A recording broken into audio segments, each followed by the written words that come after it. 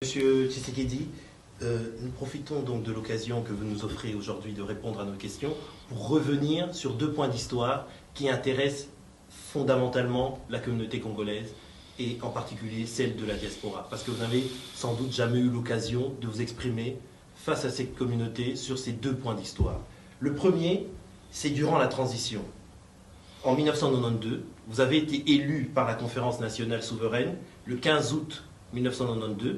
Et durant cette période, il y a eu coïncidence avec les événements graves, c'est-à-dire le génocide qui a été mené par M. Kyungu Kyakumwanza au Katanga et qui a conduit à l'exode de millions de personnes originaires du Kasaï.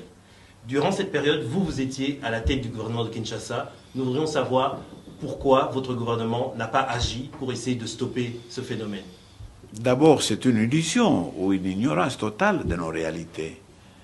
En fait, de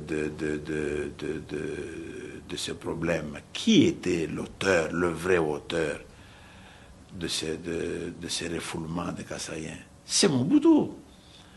Mobutu avait toujours démontré à l'opinion internationale que si jamais la soi-disant démocratie revient au Zaïre, vous allez assister aux rébellions, aux guerres tribales, aux sécessions, etc.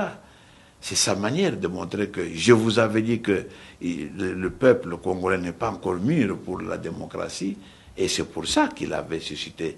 Le fameux Kyungu et Ngunz étaient des pions, des instruments pour réaliser ce que la thèse que Mobutu voulait démontrer. Par conséquent, c'est l'armée de Mobutu qui avait été l'œuvre. Rappelez-vous bien que l'armée de Mobutu n'avait pas bougé pour défendre les Kassaïens qui étaient refoulés. Parce que justement, le problème était de Mobutu. Et quelle force vous me donniez, vous, en dehors du titre que m'était donné par le peuple à la conférence? Quelle force j'avais pour faire ce que vous dites là? Je n'avais aucune force. Ce sont les forces publiques qui appartenaient à Mobutu qui étaient utilisées pour refouler les Kassaïens. Donc c'est ignorer nos réalités que de croire que parce que Premier ministre, je pouvais faire quelque chose. Mais ce que je pouvais faire, je l'ai fait, c'est-à-dire, j'ai pu envoyer le ministre Bossunga, ministre de l'Intérieur, pour d'abord un peu faire en sorte qu'on puisse rassembler les Kassaïens là où il fallait, et surtout, avec l'aide de la Croix-Rouge internationale, on a pu trouver les trains pour évacuer ce qui